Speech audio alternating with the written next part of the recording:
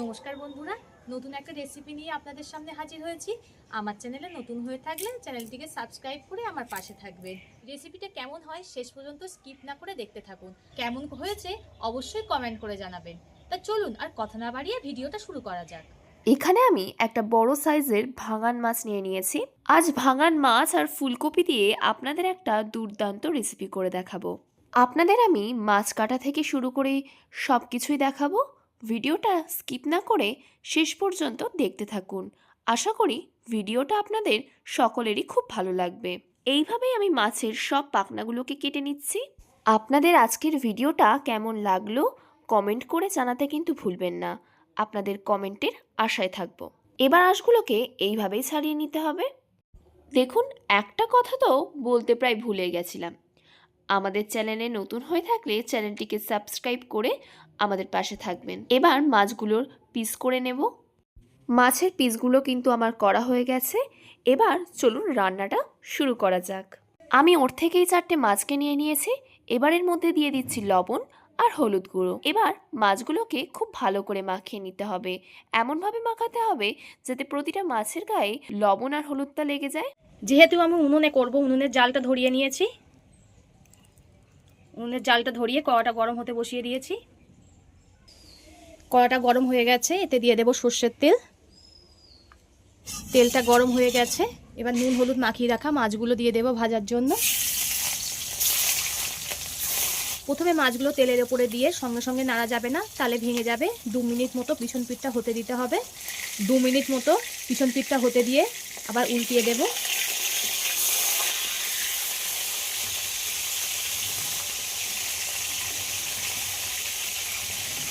এই সাইডটাও 2 মিনিট মতো ভেজে নেব। মাছের 2 সাইড আমার খুব ভালো করে ভাজা হয়ে গেছে। এবার তুলে নেব। সব মাছগুলো আমি তুলে নিয়েছি। ওই মাছ ভাজা তেলের মধ্যে আবার একটু তেল দিয়ে দিয়েছিলাম। এবার কেটে রাখা আলুগুলো দিয়ে দেব। আলুগুলো সব দিয়ে দিয়েছি। এবার আলুগুলো একটু ভালো করে ভেজে নেব, লাল লাল করে। আলু আমার ভাজা হয়ে গেছে, এবার নামিয়ে নেব। কড়ার মধ্যে আবার একটু সর্ষের তেল দিয়ে দিলাম।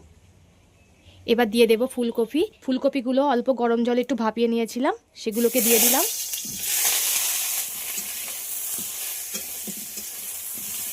ফুলকপিতে লবণ দেব না, লবণ দিলে তাহলে জল বেরোবে, ফুলকপিটা ভালো করে ভাজা যাবে না। তাই আমি আগে ভালো করে খুব ভালো করে ভেজে নেব। 2 মিনিট মতো ভাজার পরে এতে একটু অল্প করে লবণ দিয়ে দিলাম। লবণ দিয়ে আবারও খুব ভালো করে ভেজে নিতে হবে। ফুলকপি আমার ভাজা হয়ে গেছে, নামিয়ে নেব। কড়ার মধ্যে আবারও সর্ষের তেল দিয়ে দিলাম। এর মধ্যে দিয়ে দিয়েছি কালো জিরে। 3টে বড় সাইজের পেঁয়াজকে খুব ভালো করে পেস্ট করে নিয়েছিলাম, সেটা দিয়ে দেব। পেঁয়াজের ওপরে দিয়ে দেব একটা বড় সাইজের টমেটো কুচি। পেঁয়াজ আর টমেটো খুব ভালো করে কষিয়ে নিতে হবে। অল্প করে লবণ দিয়ে দেব, তাহলে টমেটোটা খুব তাড়াতাড়ি গলে যাবে। এবার এতে দিয়ে দিচ্ছি একটা কাঁচা লঙ্কা মাঝখান থেকে চিড়ে। পেঁয়াজ আর টমেটো খুব ভালো করে কষে এসছে। এবার এর মধ্যে দিয়ে দেব জিরে, আদা আর রসুন যে পেস্ট করে রেখেছিলাম সেটা দিয়ে দিলাম। মশলাটা কিছুক্ষণ কষানোর পর দিয়ে দেবো স্বাদ মতো লবণ, পরিমাণ মতো হলুদ গুঁড়ো। লবণ আর হলুদ দিয়ে মশলাটা খুব ভালো করে কষিয়ে নিতে হবে যতক্ষণ না মশলা থেকে একটু তেল ছাড়ে। মশলা থেকে দেখুন কেমন তেল ছাড়ছে, সেই সময় বুঝতে হবে যে মশলাটা কষানো হয়ে গেছে। এবার ভেজে রাখা ফুলকপি আলু মশলার মধ্যে দিয়ে দেব। এই মশলার সঙ্গে ফুলকপি আলু খুব ভালো করে কষিয়ে নিতে হবে। আপনারা চাইলে এই সময় 1.5 মিনিট মতো মশলার সঙ্গে কপি আর আলুটাকে ভেজে নিতে হবে। এবার এতে দিয়ে দেবো 4 চামচের 1 চামচ ধনিয়া গুঁড়ো। মশলার সঙ্গে কপি আর আলু খুব ভালো করে কষানো হয়ে গেছে। এবার পরিমাণ মতো জল দিয়ে দেব। আমি পরিমাণ মতো জল দিয়ে দিলাম। এবার ফুটতে দেব। ঝোলটা খুব ভালো রকমই ফুটে গেছে। ভেজে রাখা মাছগুলো দিয়ে দেবো একে একে। মাছের সঙ্গে ঝোলটাকে খুব ভালো করে ফুটিয়ে নেব। আমার ঝোলটা ফুটে দেখুন একেবারে ঘন হয়ে এসছে। নামানোর আগে দিয়ে দেব অল্প করে গরম মশলা গুঁড়ো। গরম মশলা দিয়ে হালকাভাবে নেড়ে নামিয়ে নিতে হবে। আপনারা এই পদ্ধতিতে একবার বানিয়ে দেখবেন, খুবই ভালো লাগে খেতে।